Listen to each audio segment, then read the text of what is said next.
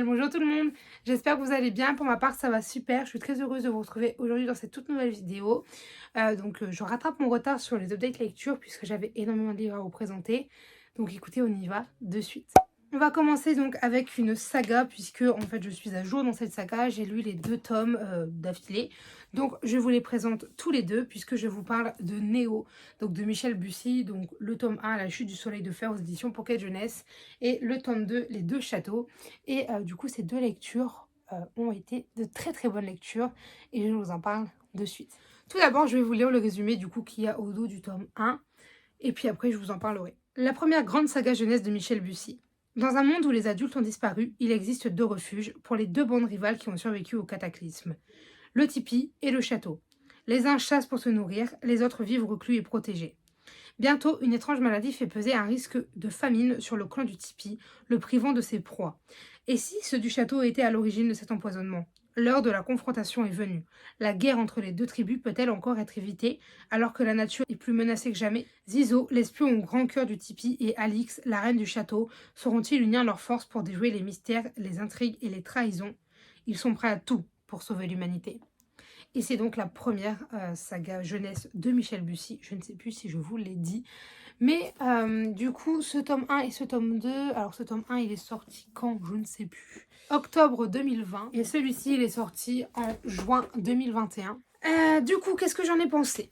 Eh bien, ce tome 1, je l'ai lu, donc je l'ai écouté en audiobook puisque c'était au moment de mes partiels l'année dernière. Et j'ai adoré ce livre. En fait, j'ai tellement aimé ce livre que déjà, je ne l'ai pas seulement écouté dans les transports, je l'ai aussi écouté en dehors, donc à côté, quand j'étais chez moi ou quand j'allais en ville ou des choses comme ça. Ce que je ne sais pas d'habitude avec les audiobooks, sauf pour ceux voilà, que j'aime énormément. Et en fait, à la fin de ce tome 1, j'étais en mode... Oh non, il me faut la suite. J'aime tellement l'histoire, les personnages, l'ambiance, le décor, l'écriture, tout ça que j'étais en mode il me faut la suite en fait. Et ça tombe bien puisque je crois que c'était quelques jours après euh, que sortait le tome 2 tout simplement. Et du coup le tome 2 je l'ai acheté le jour de sa sortie. Et je l'ai enchaîné en fait, je l'ai lu tout de suite après. Et c'était extrêmement bien, j'ai adoré ce tome 2.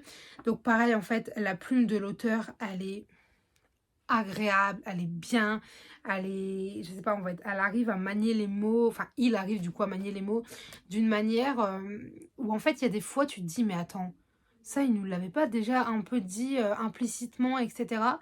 Et c'est vraiment trop trop bien. Et bon, Michel Bussy quoi. Mais du coup si on résume, pour cette saga, donc j'attends déjà le tome 3 qui est à apparaître en 2022. Très très hâte, il s'appellera L'Empire de la Mort. Et du coup, concrètement, alors j'ai quand même préféré le tome 1 parce que découverte de l'univers, l'ambiance, les décors, les personnages. Mais en soi, j'aime autant les deux. Est-ce que c'est une trilogie? Je crois, je ne suis pas sûre. Mais je ne sais plus. Mais en tout cas, c'est un peu, on va dire, la malédiction du tome 2 qui est un petit peu moins bien que le tome 1. Mais là, pour le coup, c'est vraiment un tout petit peu parce que j'ai autant aimé l'un que l'autre. Mais le 1, en fait, c'est-à-dire que si je devais les classer, le tome 1 serait en première position, tout simplement. Globalement, si je devais résumer, donc c'est de la jeunesse, mais c'est pas de la jeunesse... c'est de la jeunesse ado, vous voyez, genre, c'est plus... Ouais, ado que vraiment jeunesse. Et j'ai adoré cette histoire parce que c'est de la dystopie. C'est de la dystopie, mais pour une fois, c'est, je trouve, un peu du renouveau dans la dystopie parce que la dystopie, on en a vu et revu hein, avec tous les humains sont confinés ou alors, enfin vous savez, genre je pense à The Book of Ivy, genre ils sont tous parqués dans une ville ou alors tous les adultes ont disparu, je pense à Gone, etc. Mais c'est toujours pour des raisons un peu, genre, c'est un peu toujours les mêmes raisons. Alors que là, c'est un peu innovant, c'est-à-dire qu'on va chercher à comprendre qui, quoi, où, comment, pourquoi, puisque tous les enfants ont le même âge. Ils ont tous 12 ans, et il n'y a que ceux de 12 ans, donc du coup, ceux, en gros, il n'y a que ceux qui sont nés la même année, qui sont vivants. Et du coup, on se dit, pourquoi, en fait? Et ça va être... ouais, ça va être l'élément un peu central de cette saga, mais il n'y a pas que ça, c'est-à-dire qu'il y a de la romance très très très très très très très très très légèrement. Vraiment, c'est super léger. Il y a bien évidemment de l'aventure, il y a de la dystopie, ça me semble logique, il y a de l'enquête, il y a de la recherche, il y a vraiment plein de choses. Il varie les styles, c'est-à-dire que enfin, il varie les styles. Comment expliquer ça? En fait, il n'est pas concentré que sur la dystopie, vous voyez, il va venir incorporer plein d'autres choses dans son roman. Et moi, j'ai trouvé ça super intéressant. Les personnages sont géniaux. J'ai adoré tous les personnages, mais tous. Ouais. Je vous laisserai découvrir tout ça si vous lisez le livre. Moi, j'ai très hâte que le tome 3 il sorte pour pouvoir me le lire, tout simplement. Ensuite, je vais vous parler d'une lecture que j'ai faite tout récemment, puisque en fait, quand je filme, on est le 27 décembre. Et en fait, je vous parle de Jack et la grande aventure du cochon de Noël, donc écrit par J.K. Rowling aux éditions Gallimard Jeunesse, et il est illustré par Jim Field. Ce livre, j'ai été mitigée pendant ma lecture. Je vous le montre et je vous en parle tout de suite. Alors, il est magnifique, hein. En termes d'objet livre, il est super beau. Une nuit pour accomplir le plus extraordinaire et le plus dangereux des voyages. Je vais vous lire le résumé. Jack est très attaché à son cochon en peluche de petit garçon. Ils ont tout vécu ensemble, les bons comme les mauvais moments. Jusqu'à cette veille de Noël où arrive la catastrophe, le cochon est perdu.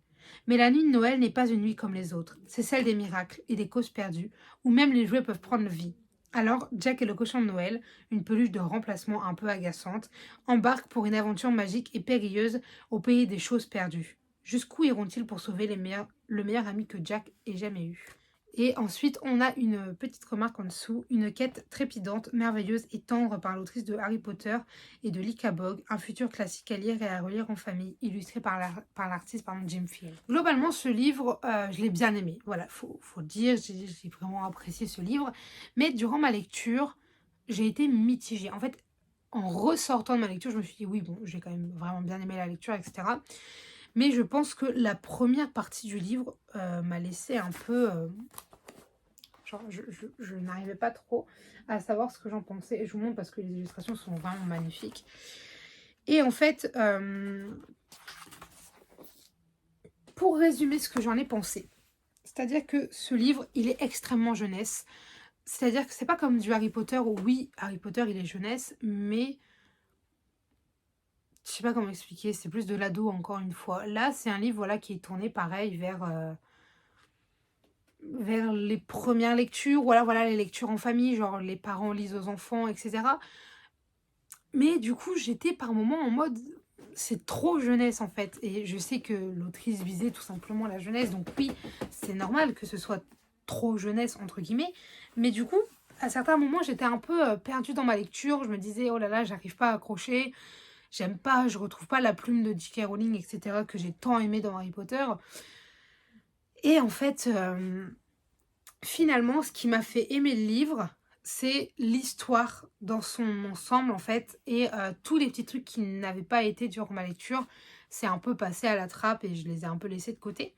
Mais globalement, j'ai adoré l'histoire parce qu'elle fait passer quand même des beaux messages aux enfants, ne pas juger l'extérieur, faire attention, ne pas gaspiller, bien ranger ses affaires, voilà, ne pas acheter bêtement et inutilement.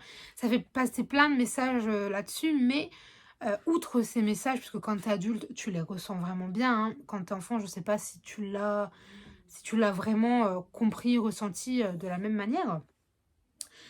Mais j'ai quand même, du coup, comme je vous le disais, globalement bien aimé cette histoire, puisque malgré tout ce qui n'a pas été, l'histoire, comme le dit la critique, elle est vraiment très tendre, elle est très mignonne. Il y a quand même un peu d'action, c'est-à-dire que tu t'es pas là tout le temps en mode niaiserie, etc. C'est-à-dire que quand tu es enfant, je pense que tu es en mode « Oh mon Dieu, mais qu'est-ce qui va se passer ?» C'est stressant, vous voyez, des trucs comme ça, genre tu as envie de savoir la suite, etc. Moi, très sincèrement, c'est-à-dire que durant l'histoire, il y a des fois où je me forçais à lire en fait. Et à partir du moment où je me force à lire très régulièrement dans un livre, c'est que ce n'est pas un coup de cœur, ce n'est pas une excellente lecture. Mais je vous l'ai dit, finalement, en fait, en ressortant de cette lecture, j'en ai gardé un bon souvenir. J'ai gardé quand même, voilà, cette histoire, elle est mignonne. C'est-à-dire que j'ai gardé en tête que les éléments que j'ai beaucoup appréciés. À savoir qu'en fait, je trouve la première partie de ce livre extrêmement longue. Elle est utile, bien évidemment, à l'histoire, elle est intéressante, etc. Mais par rapport à la fin, je trouve que le début Bon, après, le début est long, c'est-à-dire que je parle pas du début, genre pour mettre en route l'histoire, donc jusqu'à ce que le cochon de Noël il arrive, mais vraiment le début où quand t'es dans l'histoire, je trouve que, on va dire, les premières villes sont longues, mais au bout d'un moment, ça s'accélère et c'est de mieux en mieux. J'adore. Par contre, c'est vraiment, vraiment, vraiment très, très enfantin. C'est-à-dire que t'as un peu des clichés qui sont faits pour les enfants. Par exemple, comment dire? Je sais plus, enfin, je ne saurais plus vous dire. Il y a plein de moments où je me suis dit: «Ah ouais, quand même, c'est vraiment très poussé jeunesse». Et il y a des autres fois où je me suis dit: «Mais attends, alors la page d'avant, c'est extrêmement poussé jeunesse et là, on parle de quelque chose, je suis pas sûre que les enfants y comprendraient». Bon, elle l'explique, vous voyez? Mais je veux dire, du coup, j'étais un peu perdue. J'arrête pas de répéter la même chose, mais du coup, on va finir et pour vous dire que globalement, c'est une très bonne lecture, très jeunesse. Donc je vous recommande, si vous aimez J.K. Rowling, si vous voulez lire un livre de Noël parce que en soi, bah, c'est un livre de Noël, hein, et si jamais vous voulez tenter l'aventure, eh bien allez-y, je pense que Jack et CN vous accueilleront à bras ouverts. Enfin, je vais passer au dernier livre de cette vidéo qui n'est autre qu'Iris, donc le tome 1, Quand tombent les lucioles, écrit par D.L. Hannibal. Et c'est un livre auto-édité que l'autrice m'a envoyé. On a communiqué en fait sur Instagram et puis elle m'a demandé si ça m'intéressait d'avoir son livre. Et quand j'ai lu le résumé, j'ai dit oui avec grand plaisir puisqu'il a l'air super bien. Et donc cette histoire, ça va être celle de Liam qui a 15 ans et qui n'aspire qu'à une chose en fait tout simplement, et c'est rencontrer des ados de son âge qui sauront l'accepter tel qu'il est, puisque ça a toujours été un garçon qui a été mis à l'écart, etc. Il a fait plein d'écoles, mais ça n'a jamais fonctionné. Juste avant la rentrée, son grand-père lui remet une émeraude qui lui donne accès à des capacités extraordinaires, mais ô combien inquiétantes. Des nouveaux amis, aussi délurés qu'excentriques, vont lui apprendre à se servir de ses dons. Liam les aime tous, mais il s'interroge. Chacun d'entre eux semble dissimuler un passé difficile et même de douloureux secrets. Le jeune homme ignore encore que sa propre vie est tissée de mensonges, qu'il doit être lié à des événements qui le dépassent, qu'une créature terrifiante détenue dans les sous-sols du plus grand complexe scientifique du pays a été libérée et qu'elle va venir pour lui. Donc voilà, pour Iris, le tome 1, il est super beau. Et franchement, ce livre, ça a été une excellente lecture. Je pense que ça a frôlé le coup de cœur. Et ça ne l'a pas été pour une raison toute simple dont je vais vous parler tout de suite. Le problème que j'ai rencontré avec ce livre, c'est que je l'ai commencé en fait en pleine panne de lecture, puisque comme je l'ai dit dans le précédent update lecture, je suis en panne de lecture depuis plus d'un an et demi. Bon, là je n'y suis plus, heureusement, mais j'y suis restée pendant vraiment un an et demi où, en fait, oui, je voulais encore lire, oui, j'aimais encore les livres, mais je n'arrivais plus à lire, plus du tout, j'écoutais que des audiobooks. Sauf que je suis sortie en fait de cette panne de lecture grâce à Iris, d'où le fait aussi que j'aime autant ce livre. Mais c'est surtout que du coup, dans le début de ce livre, j'étais encore dans cette panne de lecture. Et ce livre, je l'ai recommencé 3 fois avant de réussir à rester dedans. Parce que je l'ai commencé quand l'autrice me l'a envoyé, je n'ai pas réussi à me mettre dedans. Je l'ai réessayé cet été, je n'ai pas réussi. Et je l'ai repris, je crois que c'était en octobre ou en septembre, je ne sais plus. Euh, et là, ça a été en fait le déclic. J'ai lu, j'ai lu, j'ai lu. J'ai énormément lu ce livre. Je l'ai adoré. Pareil, il a été fait en vlog lecture, je crois. Et oui, j'ai énormément aimé ce livre. Donc, c'est la première fois que je lis un livre autour des cristaux. C'est-à-dire que l'élément central, je crois que c'est de la fantaisie. Du moins, c'est soit du fantastique, soit de la fantaisie. L'élément central de cette histoire, en fait, c'est que il y a des êtres, donc des humains un peu spéciaux qui reçoivent des cristaux et des pierres précieuses, du coup. Non, pas tous des pierres précieuses, pardon, je me suis trompée, qui reçoivent des cristaux, il me semble. Hein, puisqu'il y a la catégorie des pierres précieuses, mais ils ne sont pas tous précieux. Bref. Et en fait, du coup, nous on va suivre Liam, pardon, qui va recevoir un émeraude et on va découvrir en même temps que lui tout cet envers de décor, puisque dans ce monde, il y a un tabou et le tabou, en fait, c'est tout ce qui concerne ces personnes un peu étranges, extraordinaires qui possèdent un don, c'est-à-dire une pierre, non, toutes les personnes qui reçoivent un cristaux. Après, voilà, donc ce livre, si jamais tu enlèves le fait que je l'ai lu pendant une panne de lecture, énorme coup de cœur. Mais avec la panne de lecture, ça fait que les 100 premières pages, j'ai eu énormément de mal à rentrer dedans. Donc, je me dis, j'arrive pas à le mettre comme un coup de cœur. Mais sachez que J'ai vraiment, vraiment, vraiment énormément aimé ce livre. Bah, déjà, je l'ai tellement aimé que ça m'a remis dans la lecture, donc bon, faut le faire quand même. Et globalement, si je devais résumer mon avis sur ce livre, comme je vous le disais, donc c'est la première fois que j'ai la thématique des cristaux dans un livre. J'adore les personnages, il y en a beaucoup, mais ils sont tous, tous, tous bien faits. Ils ont tous leurs caractéristiques, leurs caractères. Ils sont vraiment bien faits, bien construits, bien amenés. Ils ont tous une raison d'être là, bien évidemment. C'est pas juste des personnages pour avoir des personnages. Et je trouve qu'ils forment une petite bande toute mimi. Le méchant fait peur, c'est vrai. Quand elle m'a parlé du livre, en fait, elle m'a dit, voilà, j'ai un livre qui s'appelle Iris, je me demandais si ça t'intéressait, je te laisse aller te renseigner. Elle m'avait montré, elle avait fait une bande-annonce, etc.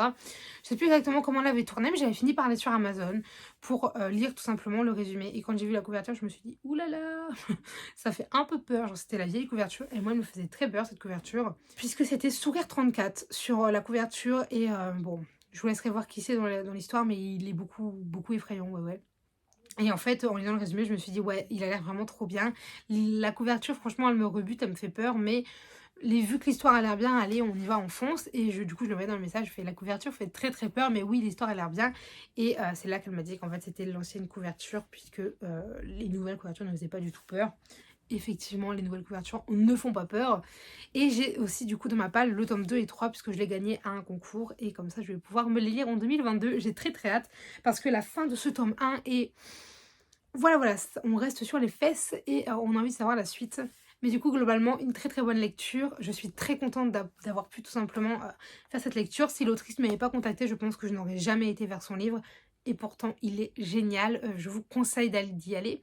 Vous pouvez le commander sur Cultura, sur la Fnac, sur Amazon. Enfin bref, voilà. Si jamais ça vous intéresse, n'hésitez pas à aller vous renseigner parce que vraiment, ils valent le coup. Et ils sont vraiment pas chers pour des auto-édités puisqu'ils sont à 15,90 € et je trouve ça vraiment, vraiment raisonnable. Bref, du coup, globalement, aujourd'hui, je vous ai présenté de très, très bonnes lectures.